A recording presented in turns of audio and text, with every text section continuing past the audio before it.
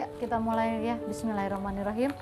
Assalamualaikum warahmatullahi wabarakatuh. Alhamdulillah hari ini kita masih bisa bertemu ya, walaupun mungkin masih dengan kondisi yang sama, dan kita selalu berdoa mudah-mudahan pandemi ini cepat berakhir, amin ya robbal alamin. Dan mungkin bisa dikatakan ini adalah pertemuan di kelas 12 hampir mendekati terakhir ya. Oke. Hari ini kita masih belajar biologi kelas 12, masih membahas mengenai evolusi. Nah, di pertemuan sebelumnya kalian sudah mengetahui mengenai evolusi yang dikatakan oleh Darwin. Hari ini kita akan membahas evolusi selanjutnya, yaitu evolusi yang dikatakan oleh Lamarck. Kembali lagi membahas tentang Darwin, dan satu lagi yaitu tentang August Weismann. Oke, seperti biasa tujuan pembelajaran hari ini yang pertama yaitu untuk mengetahui mengenai beberapa teori evolusi yang dikembangkan oleh ilmuwan, dan juga untuk mengetahui beberapa perbandingan teori evolusi yang ada pada saat itu. Supaya lebih jelas, kita langsung mulai aja ya. Oke. Nah, sebelumnya Ibu di sini akan menjelaskan kembali kalian mengenai yang namanya evolusi. Oke. Nah, mungkin sebagian ada yang udah tahu atau mungkin sebagian ada yang lupa lagi ya. Nah, ini dia evolusi. Evolusi adalah suatu perubahan ya yang terjadi dalam waktu yang sangat lama untuk membentuk suatu variasi genetik atau individu yang baru ya. Nah, sekarang pertanyaannya, evolusi ini bukti dari perubahan itu terjadi itu apa gitu ya, mungkin kalian bertanya. Nah, itu karena ada beberapa ilmuwan yang melakukan penelitian mengenai teori evolusi. Ilmuwan pertama yang melakukan penelitian tentang teori evolusi yaitu namanya J.B. Lamarck ya, John Bastian Lamarck. Nah, beliau ini dia adalah orang pertama kali yang mengatakan bahwa makhluk hidup mengalami evolusi, di mana menurut beliau bahwa evolusi terjadi karena proses faktor lingkungan yang diwariskan ke keturunannya. Maksudnya apa? Jadi menurut beliau bahwa ada indikasi evolusi terjadi karena use disuse, artinya organ yang terus digunakan akan terus ada dan organ yang tidak digunakan akan menghilang, sehingga keturunan tidak akan ada lagi organ seperti itu. Dia dia beranggapan seperti itu sesuai dengan penelitiannya pada saat itu, yaitu di mana kata dia ya, jadi menurut jerapah itu berleher pendek ya. Nah, bisa kalian perhatikan di gambar, tapi dikarenakan pada saat itu makanan yang ada itu berada di tempat yang tinggi, sehingga mengakibatkan si leher jerapah itu harus menjangkau makanan yang di tempat tinggi, sehingga efeknya lehernya itu menjadi memanjang, dan karena proses seperti itu akhirnya jerapah yang tadi mengalami proses pemanjangan tersebut akhirnya diwariskan ke keturunannya. Itulah teori yang dikatakan Lamarck ini. Sayangnya tidak bertahan lama ya. Kenapa? Karena teori Lamarck ini langsung dibantah oleh yang namanya August Weismann, yaitu ini beliau. Nah, si Weismann ini dia mengatakan bahwa ternyata dia melakukan penelitian pada tikus ya, di mana tikus tersebut oleh Weismann dipotong ekornya, kemudian dikawinkan, dan ternyata sampai ke keturunan 50, bayangkan sampai keturunan 50 masih ada yang namanya ekor.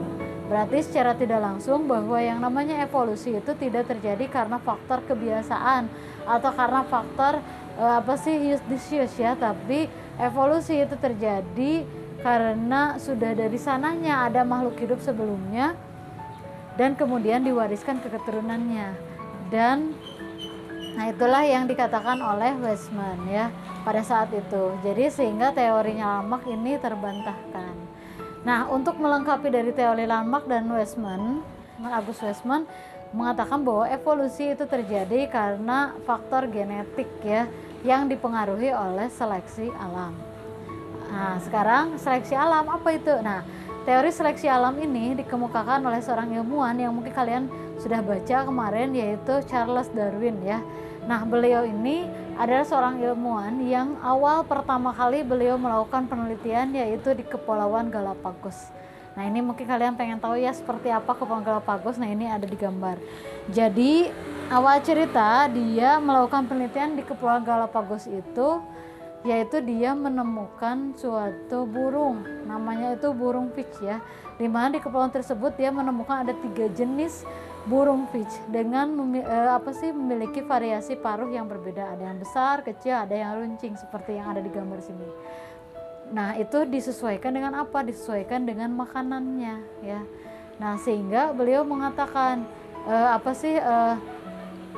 organisme atau burung finch yang tidak menemukan makanannya, akhirnya dia mati. Sedangkan burung finch yang menemukan makanan dan sesuai dengan paruhnya, dia bisa bertahan hidup. Sehingga teori evolusi Charles Darwin ini disimpulkanlah bahwa yang namanya suatu evolusi terjadi karena seleksi alam.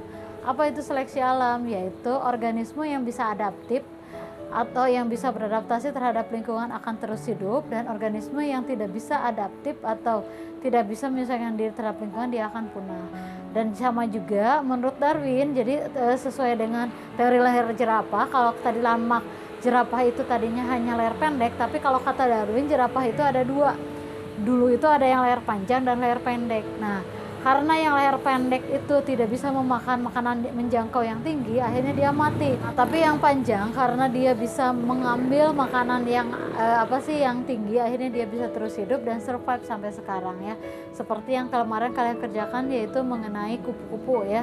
Akhirnya dia bisa bertahan hidup. Nah teori dari Charles Darwin ini juga dibukukan dalam bukunya The Origin of the Species. Nah ini bukunya.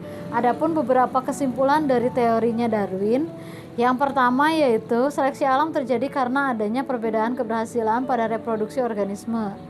Adanya ketidaksetimbangan antara kemampuan bertahan hidup dan reproduksi. Kemudian yang kedua, seleksi alam terbentuk dari interaksi antara lingkungan dengan yang diwarisi organisme.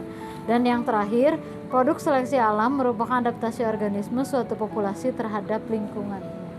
Nah, jadi seperti itulah mengenai perbandingan dari teori evolusi Darwin, Lamarck, dan satu lagi August Weismann. Oke, nah mungkin pertemuan hari ini cukup sekian, mudah-mudahan ada manfaatnya.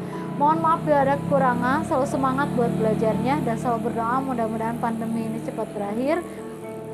Di masa-masa terakhir ini kalian selalu berdoa mudah-mudahan kalian bisa lulus semuanya, amin ya. Dan terakhir, kalau ada pertanyaan silahkan langsung tanya ke Ibu. Terima kasih. Wassalamualaikum warahmatullahi wabarakatuh.